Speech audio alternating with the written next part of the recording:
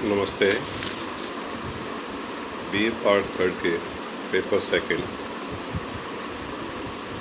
Mathematics economics में आज हम कंज्यूमर बिहेवियर के सेकंड पार्ट पर चर्चा करेंगे। इससे पहले पार्ट में हमने ये देखा था उपयोगिता क्या होती है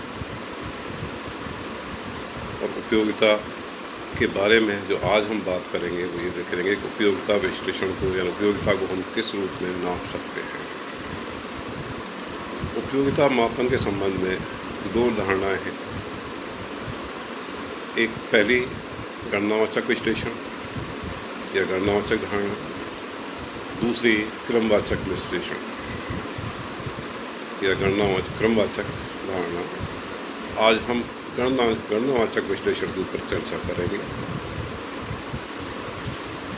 यह न्यू क्लासिकल मार्जिनल थ्योरी भी कहलाती है। जो गणनावाचक विश्लेषण है उसको हम न्यू क्लासिकल मार्जिनल थ्योरी भी कहते हैं।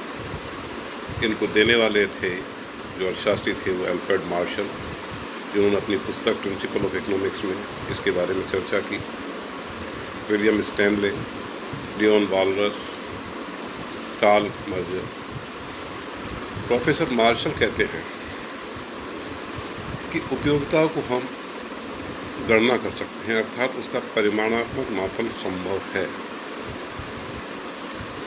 मार्शल ने उपयोगिता को मापने के लिए द्रव्य रूपी पैमाने को माना, अर्थात उपयोगिता को मोटे रूप से हम द्रव्य रूपी पैमाने पर माप सकते हैं। किसी वस्तु को दी जाने वाली कीमत मोटे रूप से उस वस्तु की उपयोगिता का माप है, यह मार्शल ने कहा।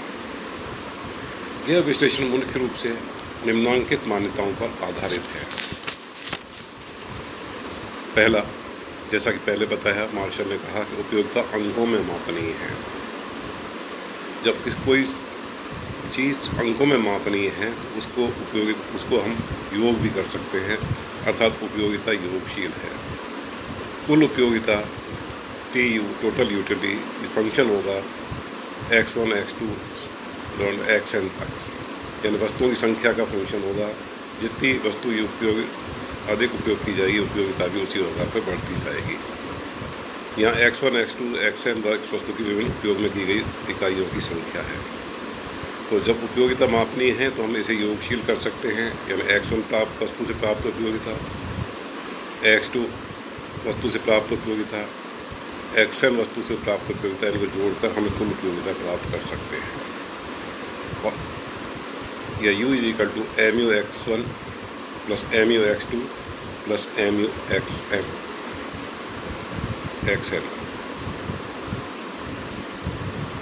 तीसरी मान्यता जो दी गई है कि एक बंडल में, यानी एक उपभोक्ता जितनी वस्तुओं का उपयोग करता है उनसे प्राप्त उपयोगिताएं वस्तुओं से प्राप्त उपयोगिता एक दूसरे से स्वतंत्र हैं, अर्थात x1 की उपयोगिता का प्रभाव x2 की उपयोगिता पर नहीं पड़ता है। वो उनकी उपयोगिताएं आपस में स्वतंत्र हैं।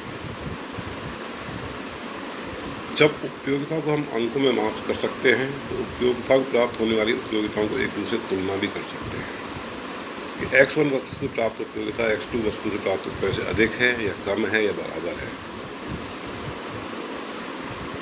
पांचवी जो मान्यता ली गई है, किसी वस्तु से प्राप्त सीमांत उपयोगिता सदैव धनात्मक होती है, अर्थात उपभोक्ता उस वस्तु का क्रय उसी समय तक करता है या उपभोग उसी समय तक करता है जब उस वस्तु से प्राप्त होने वाली सीमांत उपयोगिता धनात्मक हो। सीमांत उपयोगिता ऋणात्मक होने की स्थिति में वो उस वस्तु का उपभोग या उपयोग करना बंद कर देता है। छठी मान्यता यह है कि एक वस्तु का उत्तरोत्तर उपयोग करने पर, अर्थात प्रत्येक अतिरिक्त इकाई से उपभोग के साथ सीमांत उपयोगिता घटती जाती है, अर्थात जैसे जैसे हम वस्तु का उपयोग करते हैं उससे प्राप्त होने वाली सीमांत उपयोगिता घटती जाती है।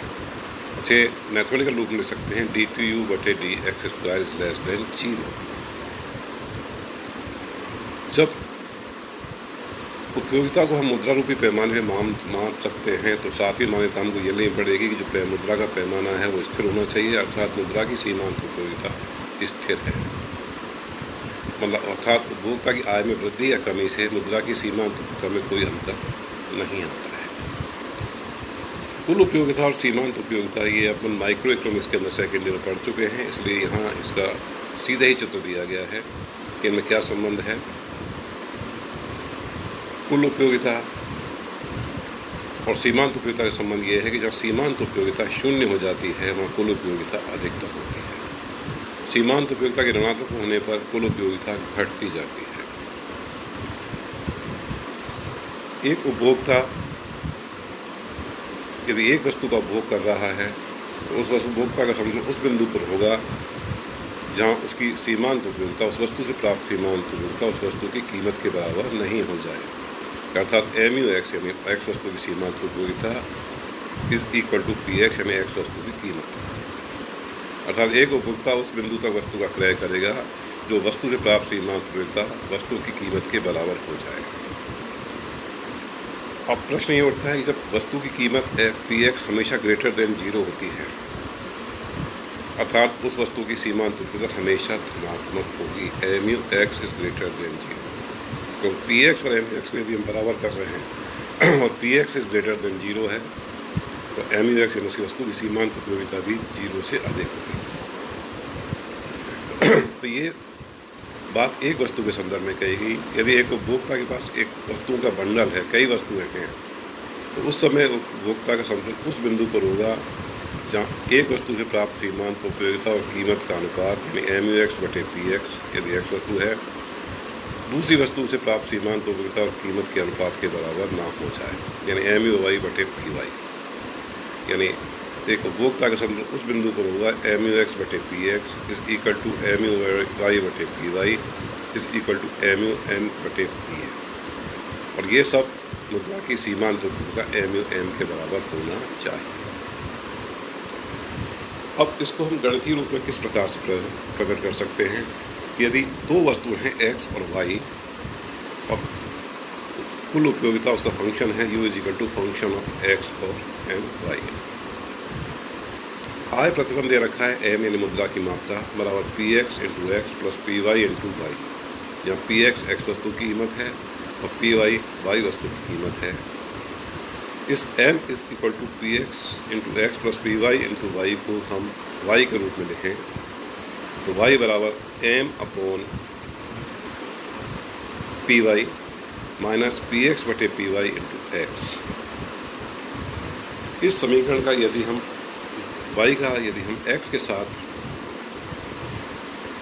अवकलन करें तो dy बटे dx is equal to minus PX बटे PY। यह एक संतुलन की शर्त है। इसको हम ऐसे भी लिख सकते हैं उपयोगिता फलन U is equal to function of X, Y की जगह हम M upon PX minus PX बटे PY इंटू X लिख सकते हैं। चूँकि आय प्रतिबंध के कारण X और Y में एक निश्चित संबंध है, अतः इस पूरे उपयोगिता फलन का हम X के सापेक्ष अवकलन करके उपयोगिता अधिकतम की शर्तें प्राप्त कर सकते हैं। उपयोगिता अधिकतम की शर्तें क्या हैं कि प्रथम अवकलन यदि इसका किया जाए यानी du बटे dx उसको अगर 0 के बराबर रखा जाए तो उसे हमें फर्स्ट ऑर्डर कंडीशन प्राप्त होती है। इसकी सहायता से हम X और Y की मात्राएं प्राप्त कर सकते हैं, लेकिन ये अपने आप में एक पर्याप्त शर्त नहीं है। इसके लिए हमें इसका द्वितीय अवकलन करना पड़ेगा d2u बटे dx स्क्वायर। X के सापेक्ष सेकेंड ऑर्डर कंडीशन निकालने के लिए हमें द्वितीय अवकलन करना पड़ेगा। इसका मान लेस देन 0 होना चाहिए। अगर ये दोनों शर्तें पूरी होती हैं तो उपभोक्ता संतुलन के लिए की शर्तें हम प्राप्त कर सकते हैं। उपभोक्ता किस बिंदु पर संतुलन होगा, ये का संतुलन किस बिंदु पर होगा, ये हम आसानी से प्राप्त कर सकते हैं। अब इनके ऊपर गणितीय प्रश्न किस प्रकार से बनते हैं वो हम नेक्स्ट लेक्चर के अंदर हम देखेंगे। धन्यवाद।